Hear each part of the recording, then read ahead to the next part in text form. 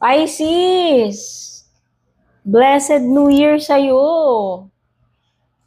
Ito na yung year-end reading. Ano yung mga pahabol bago matapos itong year na to. Okay, general reading only, pero bahala ka na kung saan tutugma sa'yo sa career mo man o sa love life. Kung nagtataka ka, ba't ganito yung setup ko, nandito pa rin kami sa ospital. Okay, kung gusto mo ng private reading ko, nilalagay ko somewhere dito sa screen. Okay, kayo mismo mag-PM dun sa official FB page ko, yung Purple Tea na may check. At kung bago ka, syempre, huwag kalimutang mag-follow, subscribe, Pisces. Ano to? Mukhang susunggaban mo to or susunggaban ka niya bago matapos tong year. So, yun na nga. Sabi ko, meron ditong palusob na energy, whether ikaw to eh. Oo, sa tingin ko nga, basta magte-take action tong person na to, whether ikaw yun o yung person na ka-deal mo. Or pwedeng susunggaban mo, opportunity. Kasi meron something na susunggaban, yun talaga yung word na pumasok sa isip ko na nakita ko to, whether opportunity sa love mo to or sa career. Okay? Tingin ko lang. Gagrab mo yan. Or igagrab nung person yung opportunity sa'yo, kung yun man yun. Ahaw. Pisces, something that you're waiting for to happen or a result outcome, pwedeng hindi mo pa yan makukuha bago matapos tong year na to. Mukhang hilaw pa to. Pangit naman kung ikakalburo mo, pilit. Oo. Darating at darating din yan, Pisces. Pero ang masasabi ko lang, kung ine-expect mo na yan, anytime bago matapos tong year na to, hindi pa. Okay, pwedeng may malakas na energy ng Libra or Taurus. Oo, hindi pa. So, yan, hindi pa. So, kung nag-expect ka na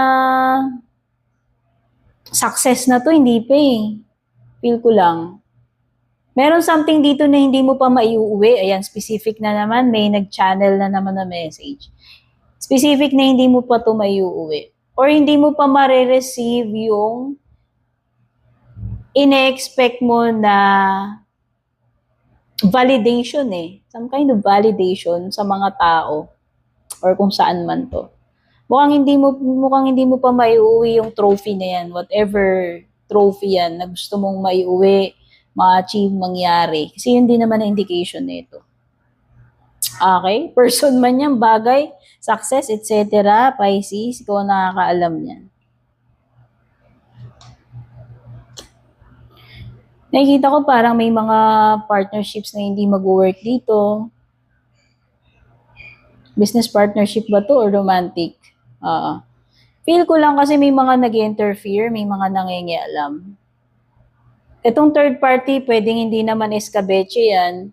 Pwedeng like ko sinasabi, yung mga outside factors. Pwedeng pamilya, mga in-laws, pwedeng mga tropa, other outside influences. Okay, tao o hindi. Okay, continue na natin, Pisces. Sorry, nag-pause ako.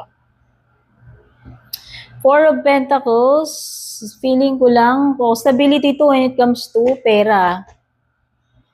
May mga bagay dito na hindi pa pabibitiwan.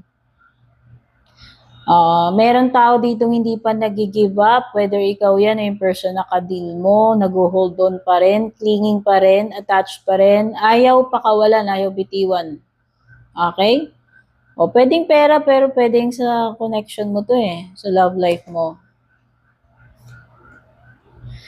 Pero Pisces, good news na nakikita ko dito sa Priestess card mo na feel ko is meron something na mabibigyan na ng answer finally. Maaring matagal na tong question mark sa'yo, matagal mo nang gustong malaman yung katotohanan dito. Matagal mo nang gustong ma-figure out ano tong misteryo na to, at mukhang yun, bago matapos tong year na to, isa yun sa ma-unlock, ma-reveal sa'yo.